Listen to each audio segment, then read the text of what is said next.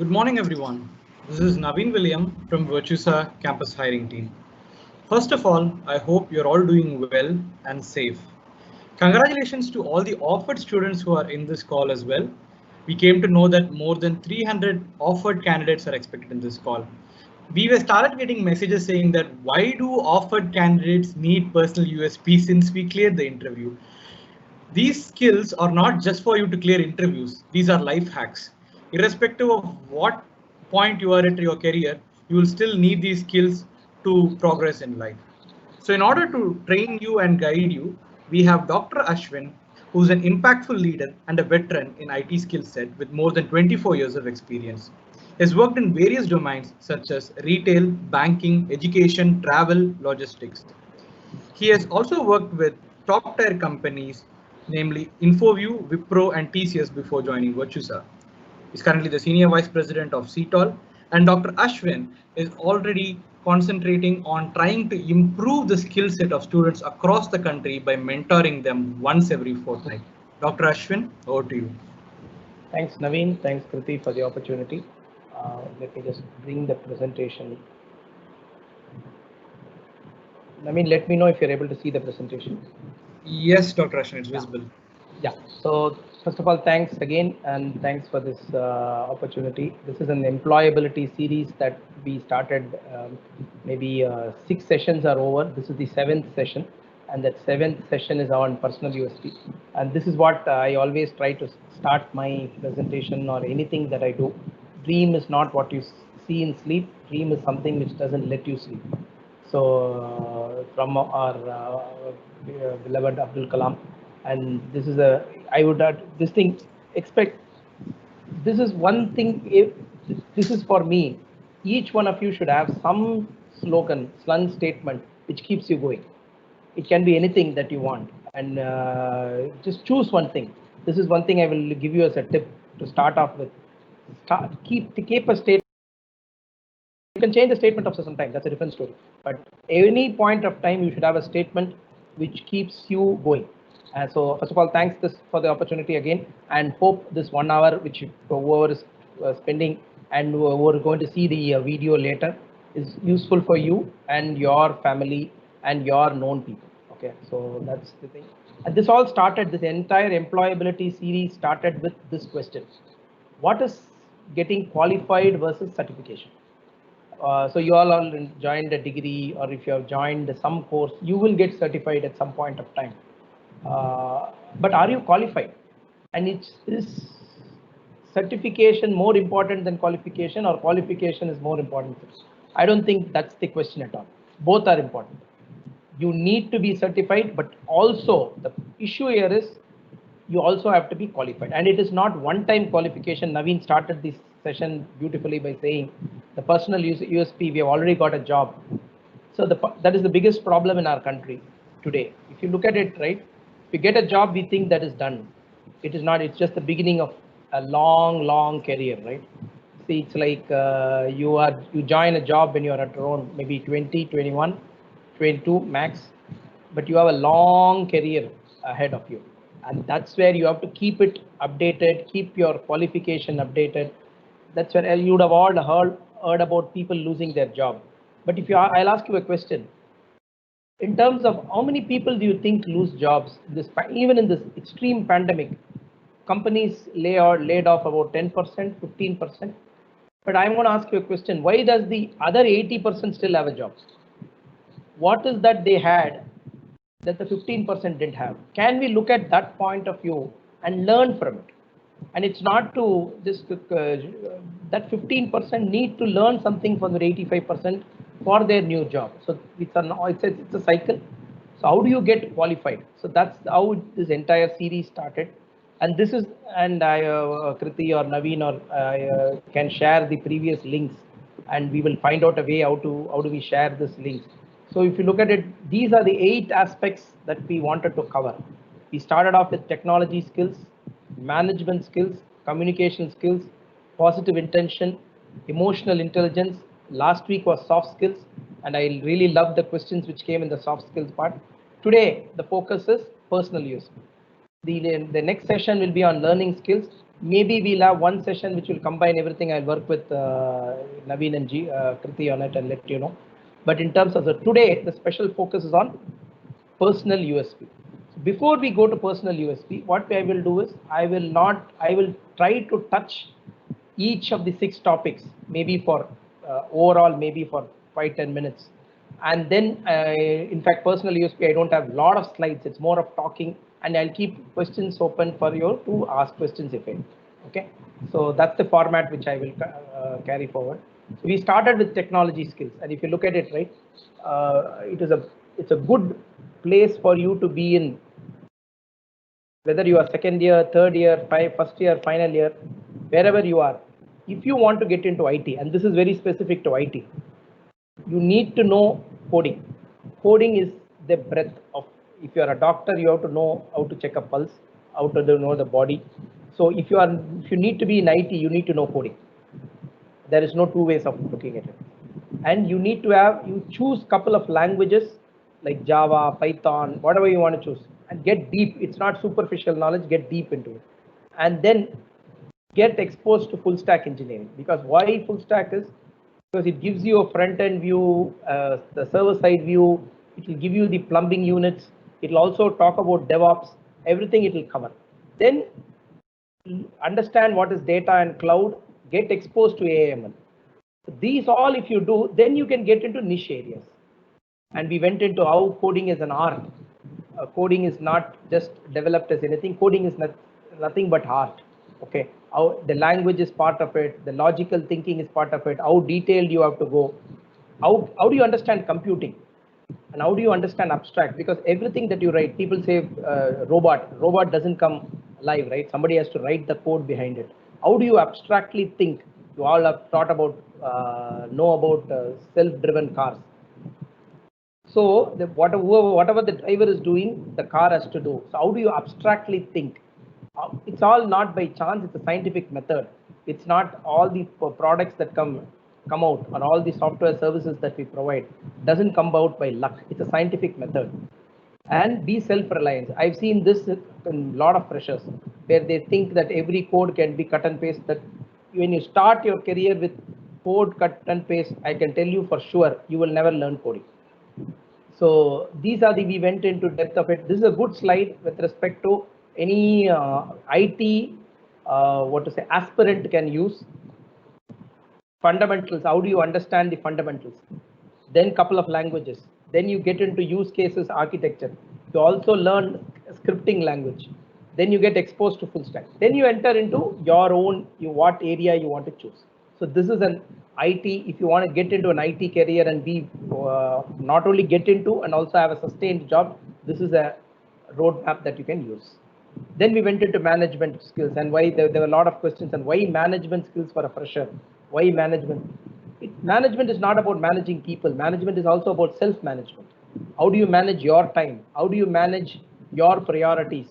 How do you manage when somebody asks you, how can you tell them how much this act will take? How much this code will take? Time taken to develop this code.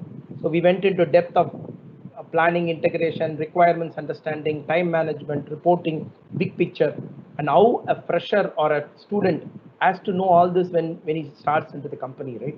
So this is a very important. Managing yourself is very important. We also wanted, so competence, commitment, and connection. You have to have competency, you need to be committed, and you need to connect to the work for us to get productivity. Then we went to the third session on communication. Communication is everything, and it's very beautiful topic. Listening is 40-50% of the communication. Only when you listen, you can communicate. So we went into the depth of it and what forms communication. English is not communication.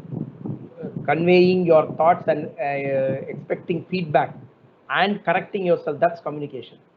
So we went into depth of it. Then now I told you non-verbal communication is 65% of the communication. Your eye contact, your how you dress up, how you talk to people, how do you listen, and how much in terms of importance that you give for a conversation. All that non-verbal part of communication, 65% of the communication. Then we went in depth into listening. how listening is so important. And this is another important topic. How well thought through yes and no. You keep saying yes, surely you're going to fail. You're not going to give it to be a commitment. If you keep saying no, nobody will come to you. How do you say couple of no's and choose your yes and make sure that you deliver to the yes will determine your career. It's a very important topic. Then fourth topic, we went into positive intent. How do you create positive intent for yourself and how do you create positive intent on others? Very important topic that we went through. And in terms of, I want to be in an innovative project, rather, I don't want to be in a mundane project. You start off saying, what do you want, but not by saying what you don't want. So the positive intent starts off with saying, how do you create something, not by saying, I don't want. There is a lot of, I don't want Hindi as a language. No, that is not a right way. What you want. What do you want? So that's where you start off with. Then also, how do you assume positive intent? So nobody wants to, if you join a job company, nobody wants to take you off of the company. So don't come into the company saying this company is hell bent in making me lose. Nobody wants you to lose. We are spending time and energy to take you. We don't want you to lose. So that is the important thing. Assuming positive intent in others, we went and how that help. It gives you opportunity. It creates better relationships. It gives you a strong bond of trust. And then emotional intelligence. The fifth topic was emotional intelligence. This is where I have done my PhD on how emotional intelligence is determines the employability of a person. So if you look at it, this is World Economic Forum. If you look at the top 10 skills, 2015 there were 10 skills, and if you look at 2020, there is one skill which is added, emotional intelligence, number 6 you can see. So that's where how important is emotional intelligence, because a lot of people, their EI is very important.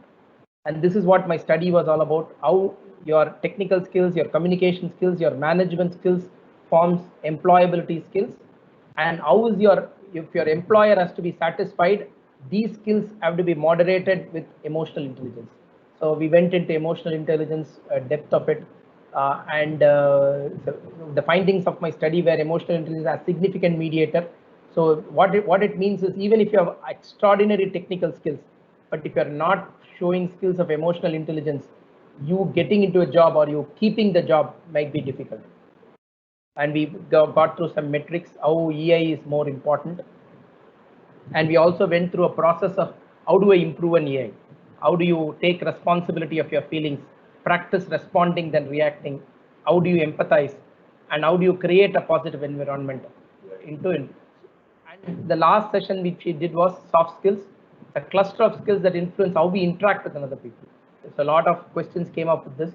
So what are hard skills? What is learned from books, not learned from books? Work ethics is soft skills. Habits and traits are soft skills. And then we went into hard skills are measurable, but soft skills are immeasurable. But when we talk to you, when we see you work, we will obviously find you. So we went into, this is the core skills. Now, if you look at a JD or this thing, they'll always ask what is your soft skill, what is your hard skills, and that will be equivalent to the core skills. And we went into Stephen Covey's 7 habits of highly effective people, where we talked about proactive versus reactive, put things first, are you listening, synergize, think win-win, how do you begin with the end in mind, because that's a bigger picture, and sharpen the saw, that's your how competent you are.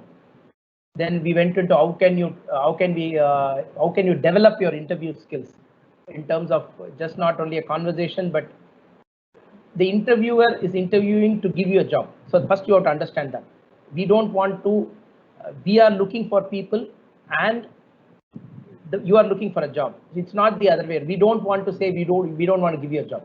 We just want to check whether you have the competence. And so if you prove, obviously there is going to be a job.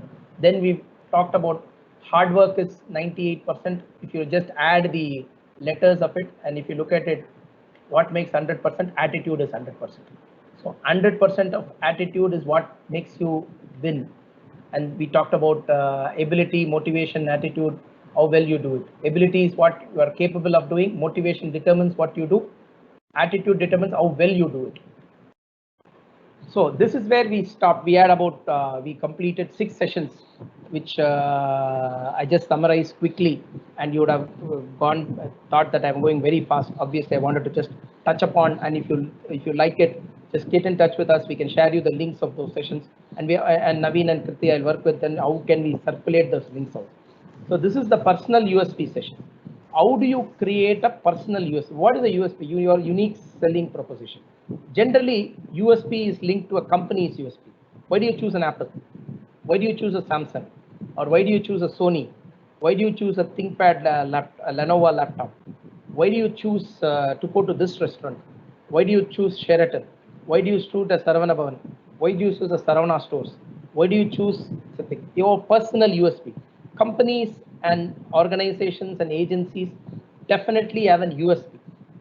Similarly, there is a concept of personal USP. So you joining the company, you will develop a personal USP. Sometimes you will come with a USP that will be most technical, more this thing, but you'll also develop a USP. You will develop the USP, and how do you harness that USP? How do you communicate that USP? That determines, first of all, for you, 100 people are attending the interview. For 5 to get, you'll have some skills for you to get. That's also a USP important. But then once you get into the job, not everybody gets promoted immediately. Not everybody gets through difficult times. That's the USP difference that we are talking about. So how do you develop that personal USP? So personal USP can be anything, value of that person which gets noticed by others without any effort. If I go into this thing, people look at me for something. For example, let me talk about myself. People talk to me because I get things done. So my 25 years of career, I've seen across companies, people come to me when the name Ashwin comes to their mind. What comes to their mind is getting things done. If I give something to Ashwin, Ashwin will ensure that it gets done, completed, won't give an excuse, will escalate, will work with people, will shout around and get things done, will all that will happen, but he will finally get it done. So that's my USP. Okay, and there are some. This is one USP. There are some people are very creative, very creative. So there are some people who are very innovative. There are some people who can be what to say collaborate beautifully. There are some people who will be technically very strong, and even in technology there are some smaller areas. So each one has to identify your USP and develop it and communicate it and also keep it updated. I'll go into that topics where like a company does an USP, a person has to develop his USP, has to first create and also have to develop an USP. So what personal USP means in the corporate world is what do you stand for and what that the company needs. Both that is a personal USP seen by the company. What is that you bring to the table? Anytime, any day, any point of day, any person, they call you, they expect you to do this. It's a no-brainer. If they give it to you, you will get them. That's your USP. So that is what you have to develop. You have to develop and also ensure that you communicate it. Okay, so that's a very important concept which you have to learn as you get into the corporate world. And let me get into this. I will take some time. So examples of USP as an individual. Creativity. There are people whom I know. Actually, it's an incident. A fresher joined me when I was in another concern, and suggested something to the project about the project size was 100 members, and he suggested something which was very creative and which changed the course of the project. Simply, the performance of the screens, which was taking about 5 minutes, came down to 5 seconds. So, and I'm talking about 5 seconds. You guys would have, there were situations where we had screens which come up after 30 seconds and all. Now we don't even see that. But I'm talking about 15, 20 years back. But the one idea that he gave, the creative idea that we gave, changed it. And even I've seen that fresher grow in the career to 15 years, and now he is one of the biggest, largest companies in the world. He manages one Geo's IT for them. It's a very big. I'm not able to name the company or name the Geo, but the company's Canada division, he heads IT division. And how did he do that? He was creative at every point of time, and I've seen that happen to him. Everything you give him, he will be creative in a solution.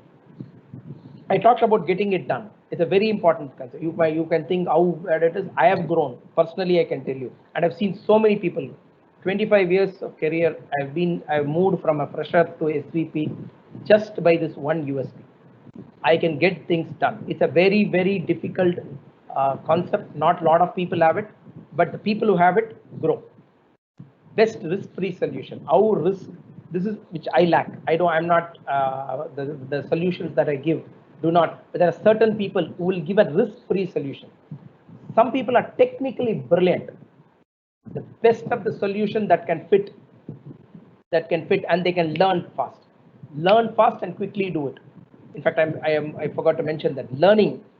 If you are a quick learner, that's your USP. Quick decisions. This is one of my USPs, where and people who have worked with me know I wrong or right, I will take a decision quickly. I'll take a quick decision and I will correct it in course, and I will make mistakes, but I am a very quick decision maker. So this is another USP. Giving your best with honest effort. Very important. You have to give your best and honest effort, not by superficially. There are some people which you give them, everything is error free from them. You can absolutely assume that it will be error free. I know some of my team members, if something comes out of them, I know that it is totally error free and I will vouch for it. There are some people who take concurrence from everybody. There are certain situations that you need in the company where you get concurrence from many. So that's another USP. Best cost solution, very important in terms of you can do wonders, but for that cost, what is the best? There are people who can provide that solution. So know your USP. These are certain things that are many more. I talked about learning, your quick learner. It's not about one. You can have a couple of USPs also. As for me, it was more of getting it done and quick decisions. And if you look at it, giving your best with honest effort. That's my three. The others, I'm not that good. I will make errors. Sometimes I don't get concurrence from all. I'm not technologically brilliant. I'm technologically good, but I don't give a risk-free solution. I may not be the best cost solution. I may not be creative. But for me, my cycle is getting it done, very quick decision making, giving your best with honest effort. So you choose yours. And this is just, and you can have so many USPs, and you just have to create one for yourself. And it is not a team USP. It is not a company USP which I'm talking about. It is if you are your X is USP. Then I'm Ashwin. This is Ashwin's USP. Coming specific to IT industry, if you look at it, right, there are categories in which you have to have USPs. There is a technology category. There is an attitude category. There is a delivery domain and process. If you look at it, right, you want to get into a job and you want to stick on and get yourself promoted, grow up in the job. Technology and attitude category is at most important. It is mandatory. It is given. It is given that you will have to have technology, one of the technology USPs, and your attitude has to be very good. What in technology? There can be a language skill. There can be a full stack exposure. There can be adjacent skills. If I know Java, do I know AngularJS? Do I know React.js? Do you know DevOps automation? Do you know cloud computing, AI, ML analytics, data? Not all, but couple of in technology. And so that is where you have to have a technology USP. You need to know. When I joined the company, it was more of I joined it about 24 years back, and I did not know languages at that point of time, and I learned COBOL only after joining the company. But COBOL, I used to write programs which I still remember because I went really deep into COBOL, and then I learned Java, so and C++, and C++ and Java I learned, and that's where and then I developed that as a core competency for myself. If you look at others, I know a lot of people who have full stack exposure. We all go there because I know if I go to this guy, I will be able to get my things done in full stack. DevOps and automation. So choose what inspires you or what keeps you awake, and choose those technology areas and get really competent on it. Create a USP for self. Then attitude. Everybody should have everything, but then there are some people who are known for certain things. Getting it done, creative, error free, best effort, taking the team along, communication and self confidence. Just ensure that you are good in everything, but you are super good in couple of things. So that's the two which I talked about. Technology and attitude are mandatory, and then getting into these three, it's a very interesting concept.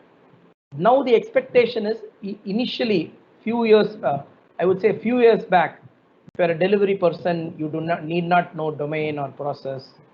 You can be sticking to delivery or a little bit of process. Or if you're a domain person, you don't have to know delivery. When I say domain, it's business knowledge. And now the expectation is, out 3, 4, 5, you have to be good in either, at least two. Choose your two. You can be a domain and a process specialist. You can be a delivery and a domain specialist. You can be a delivery and a process specialist. You have to know at least two, minimum two out of those three. So what is delivery? Metrics management. How do you understand end-to-end of metrics? When I say metrics, it's about, and one question can come, how is a fresher? When you join a company, you will not be a fresher. You will understand estimation. You have to know, how can I give an estimation for something? If somebody asks you to tell me how much of this time it takes to develop this, you should be able to tell. Debugging skills, customer handling. Now with the agile work, see, this is the change which has happened. When I joined the company, IT company, it took me about 1.5 to 2 years to actually speak to a customer. For 1.5 years, 2 years, I have not talked to a customer when I joined as a fresher. But nowadays, freshers, within 1 month of joining the company, maybe before that, you'll start talking to the customer. Because it's agile model. Agile model, everybody takes responsibility of the work they do. Everybody as an individual has to contribute to the project, and there are sunrise, sunset meetings with the customer. So every person is exposed to the customer, and the customer will know by name. This person has joined the team, and that is where it gets very important. Reporting. People never understand that getting a status of a project is as important as doing it, because a lot of people these projects are now critical and are highly expensive project. In this pandemic situation, people are spending money. That means that is very important. It's important work. So they need to know the status of it. They need to know the quality of it. So reporting is very important. People management always is important, because you will have people, and in the remote model, people are managing people's aspirations, people's, they all should be readily available. People management is very important. Then getting into domain, requirements management, industry knowledge, what is happening in the industry, end customer. We are working for a bank. The end customers of a bank are people like you and me, right? So how do you see an end customer viewpoint? How do you know what are the business processes? Understanding the vision of a project. Actually, so, and communicating the vision of the project. Those are the domain parameters. Then the process. How can you, if a process is set, how can you strictly comply to it? How can you ensure that the process hygiene is maintained? How can you manage change? How can you start up new process? How can you disrupt for the good? How can you manage productivity? So these are the three aspects which you can choose two, but two is getting mandatory. Some years back, one is fine. Technology and attitude, there is no choice. It is mandatory. Now, a quick this thing on what do you USP and no USP. See, USP brings confidence to the team on you. If you are part of a team, it gives you confidence to the team and also confidence to yourself. Insecure feeling, no USP, because you don't have a USP. There is always an insecure. Winning is always by chance if you don't have a USP. Certainty to choose you. Track record gives you higher probability. So your gives a higher probability to choose you for any key work. There is always a why to choose you. For a manager to choose you because you are an USP, he has a clear why. During difficult time, it is very important, becomes difficult for you and no USP person to prove to the management why should they keep you. separates yourself from the others. There is no differentiator if you don't have a USP. Best of the opportunity. Assume that there are 10 opportunities, and the company will bet on couple of opportunities. You know who will they give? They give the opportunity. The person which is having a USP which they want. They will not give it. They will give some maybe not so important task if you don't have a USP. So very subtle changes, but key changes which will determine your career. So concentrate. First of all, know there is something called personal USP. Develop it, sustain it, and also communicate it, and also keep it updated. That's the most important. I will go to the chapter. So students, there are three values if you look at it. For you to create, you should explore, and that helps you to create a USP. Character values, work values, personal values. Character values are nothing but commitment, loyalty, positive attitude, respect. Work values, hands-on, how team contact you have, what is your prestige levels, what is your stability in work, personal values, family, life, popularity, health. All these things, once you understand it and once you give thought process to it, it will help you to create a USP. And so these are not general topics which these are we have seen it work, and I've talked to my colleagues, and before I present this, people think if you create values across this, creating USP becomes easier. Last couple of last slide in fact, and then we will we'll open up for questions, and I'll have some more slides to cover. Develop your USP. Spend some time. When you join, before you join the company, understand the company. In fact, before you take an interview for the company, understand the company as much as possible. When I joined TCS in my career, I spent about a week reading about them.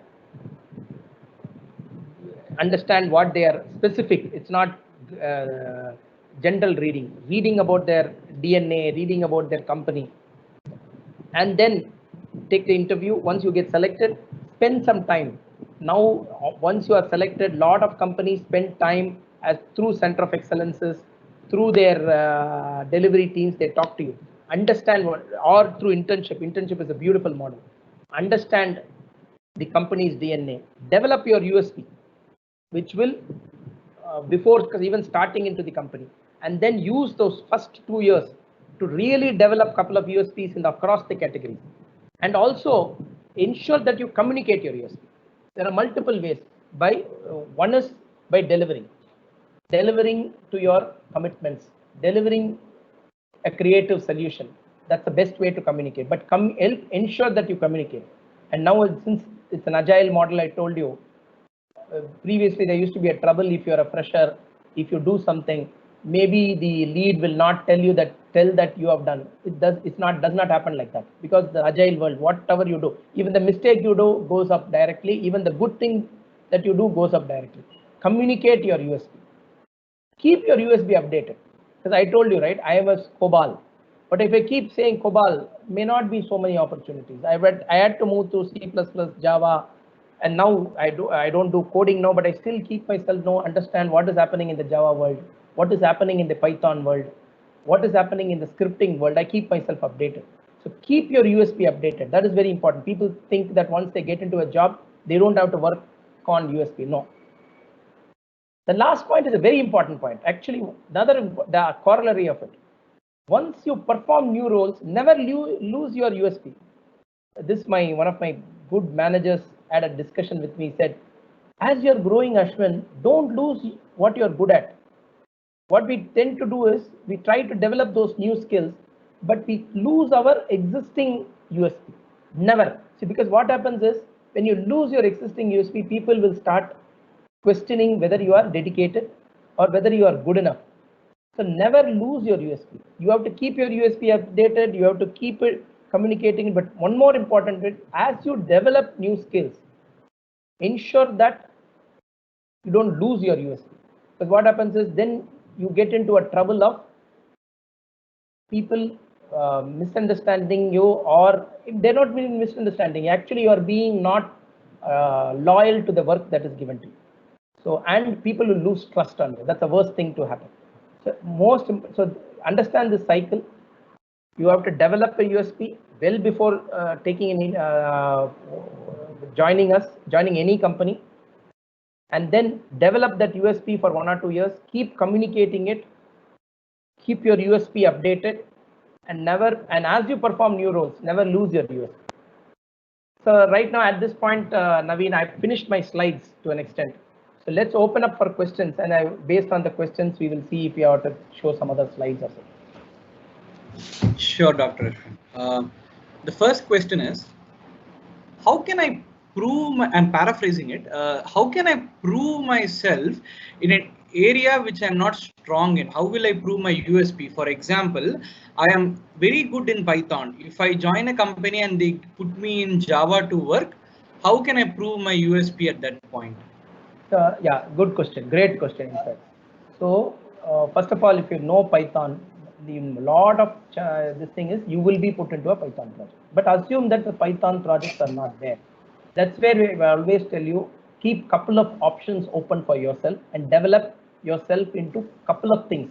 Otherwise, you will always get into this trouble of getting caught with one aspect of it. So and nobody expects you to create a USP in things that you don't know. That's the first answer to the question. If you do not know Java and you try to create USP without knowing Java, you will fail.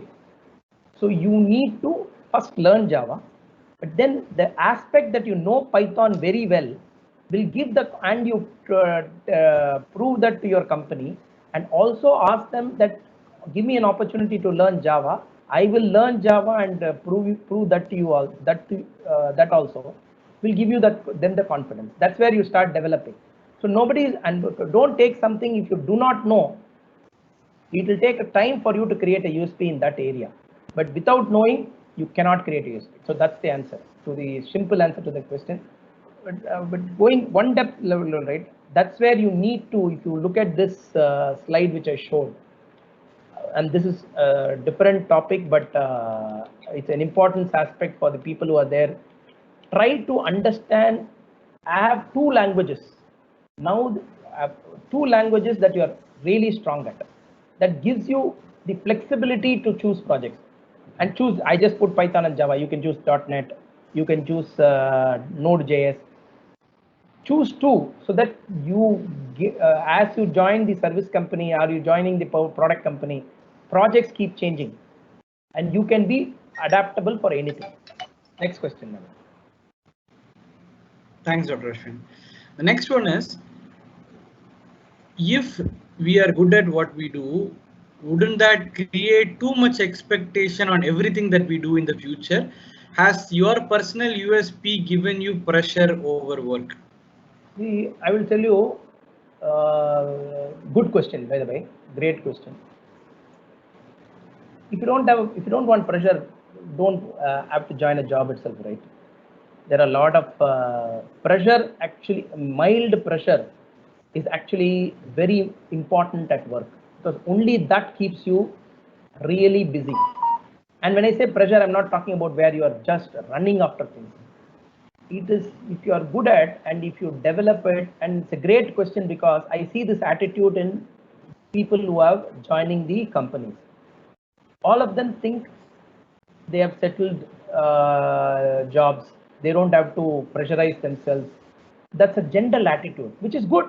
But sometimes what happens is, this pandemic, nobody expected, right? People who had extraordinarily great jobs fell. If you look at the hotel industry, what happened? But if you have talent and if you have that USP, and if you have kept your USP updated, imagine the turnaround you can do. So very important that you actually look for pressure.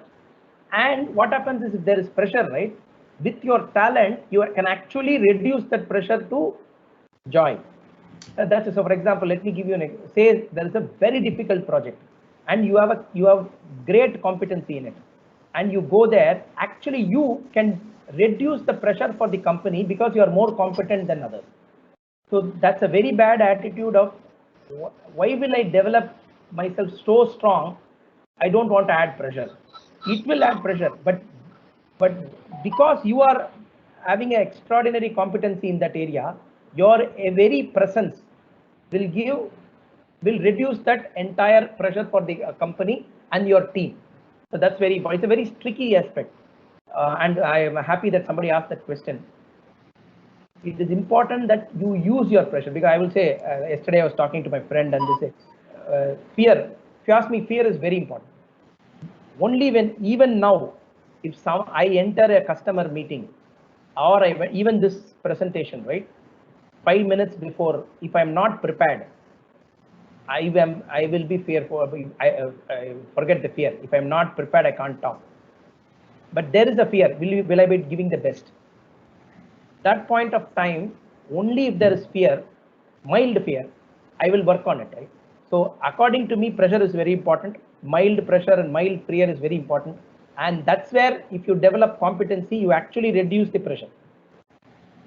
Hope I answered the question. Let me answer it in a different way also.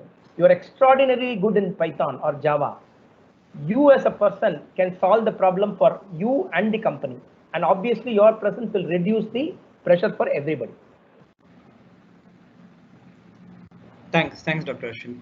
The next one is outside of USP. It's about opportunities, and this is a question that usually a lot of students ask us while we are in campus. This is the first time someone's asking in the session. Hello, sir. What should a fresher do to get on-site opportunity? And a lot of people have liked that question as well now. Yeah. See, it's a very important question also, if you ask me, right?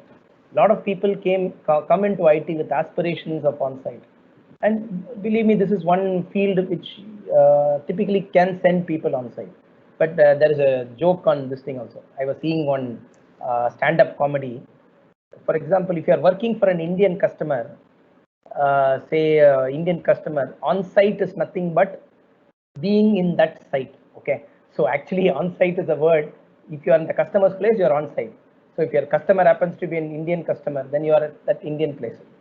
So that's jokes apart. And the question is more in terms of abroad opportunities, US opportunities or UK opportunities. I think it is nothing important. Once you are good, the best people will be given what they aspire for. Okay. So once assume you have created a, say, AI ML specialist or a DevOps specialist or an automation specialist or a data scientist, whatever you are having extraordinary, and you have proven yourself at offshore, you have proven yourself at work. Say an opportunity comes in the US or UK or Japan or anywhere, he will choose you. So there is no shortcut for success. And if you think going on site is part of your aspiration, you have to put effort through it, and understanding and creating an USP can be a good into it, and choose something which you are. And what happens is, once you are good at it and keep proving yourself, people will look at you, and when they look at you, they will also want to look at what you are aspiring for, because they don't want to lose you, right? And say if X joins a company and that X is doing extremely well, we will want to look at it. What does X want? And that's another important. Do you communicate what you want? That's a lot of people think that the managers will magically know what they want. Nothing happens like that. You will have to communicate in some forums, make yourself useful. And that, as I told you, in the agile world, now nobody can hide you what work you are doing. Good or bad, your work gets exposed to the maximum level. Okay, and I can literally see it. See, today we get commendation mails for a fresher directly from the customer, because everybody is exposed. And it's the other way around also. If you do wrong, that gets. So if you do well, and if there are opportunities coming up, definitely you will be considered. And obviously there will be visa. For example, you would know what is happening in the US with H1 rules and all that, right? But these are all temporary. If you look at it now, US, Japan will open up, Germany will open up, Europe will open up, UK still a lot of things, and even US. These are all currently happening with the elections in mind and others. So we will get through those. So the visa rules will get relaxed. We can go. And fundamentally, one more question is, there will be a stage that a lot of people will want to stay in India itself, because pay cycles are increasing so much that at some point of time, maybe being in India, you will have much more salary than what you are in the US or something at some point of time. Next question. The next question is more of the candidate's personal question. I'm not mentioning the company's name that he has mentioned. So his question is, sir, most of us are offered by a certain MNC last year. We are supposed to join this year, but we have still haven't received any communication. In this pandemic time, should we go for other opportunities, or should we trust in MNCs and stay back? See, I would say it's a good, great question and a very trick question, right? I would say you should try for opportunities, right? And also give some time for any company, because the what is happening in the pandemic is real, guys. Let me first tell you that it is not a it is a real. For example, in the IT world, if that specific service provider is working for a say the healthcare, they are doing extremely well. But if they are working for a say a travel company, or a say an hospitality, they are going through, the end customer is going through a lot of trouble. So this pandemic is real. This pandemic has brought in challenges. So you need to be supportive to the company for some time. Obviously, you will have to have your career also into picture, right? So if there is no communication, if absolutely nothing is not happening, I think you should start looking. More importantly, start developing competencies, which that company itself will take, or any other company will take. Because only when you start developing competencies, or developing deeper competency in what you know, you will be able to get a job. So I would say give some time, maybe just 1 month, 2 months. If they are not giving, then going is not right. But if they are not giving, communicating at all, and if they are not doing anything, not even committing a date, you might have to look. And for might have to look, you have to improve your competency, learn. Use this time. This particular time is the best time that you get to learn, because if you learn, somebody told me, right, this pandemic has taught us that no time is not a problem. If you want to learn something, this was the time, because you can't go out anywhere. You don't have to, should not go out unwantedly, right? So use this time. And a few months back, even wantedly, we were not able to, even for wants, we were not able to go. This is the best time to learn something. So learn, keep yourself this thing, and there is no communication, I would say look, because you have to go, keep moving in your career also. That's all the questions that we have, Dr. Ashwin. We only have 4 questions so far. No problem. So I think we have 10 more minutes. So let me just quickly have one. And if anybody wants to throw up a question, they can feel free to throw the question also. So this is where I would like to leave you guys with respect to USPs. Choose your USP, develop it, and remember this: develop your USP, communicate your USP, keep your USP updated, and also ensure that you don't lose your USP. This is the use this pandemic for the best of the because it gives you time to learn. So create USP, and don't think USPs are about bigger companies. There is a personal USP which you have to create, and don't ever think it is only when to get a job. To keep the job also you need it. So this is how I finish all my discussions. Wishing you most and more in this journey of getting qualified, being employable, and everything else in life. See if you can attend the last session, which will maybe in another 2 weeks we will communicate. That session is specifically to create, which summarize all this also, and also, and as I told you, the last session is on learning skills, which I think is very important. So I invite you to, each one of you join the other session also. Thanks, Kriti. Thanks, Naveen, for the opportunity. Thank you, Dr. Ashwin. Thank you so much for guiding the students. And today we had a bulk of our offered candidates who are going to join in Virtusa in 2021 with us as well. So it was good that we were able to address them and help them guide their queries. And before we go back, there's just one more question that's popped out. Do you have time for that? No problem. Go ahead. Okay.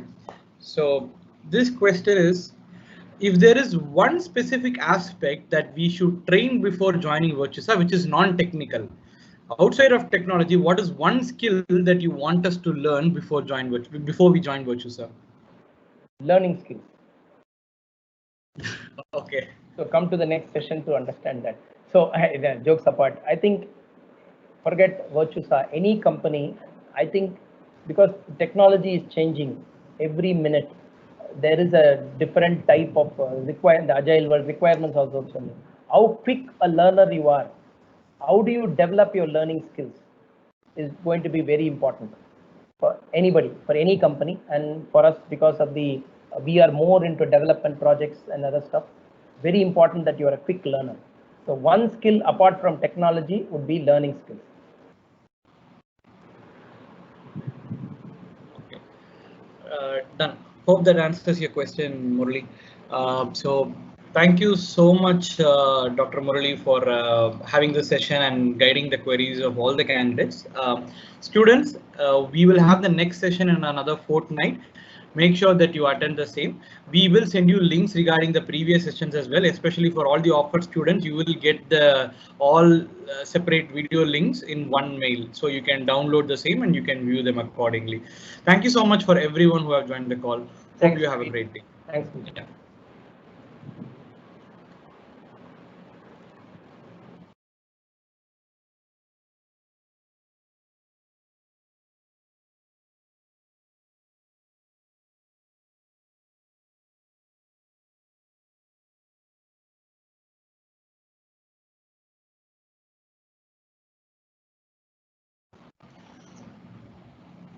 Okay, the session is over.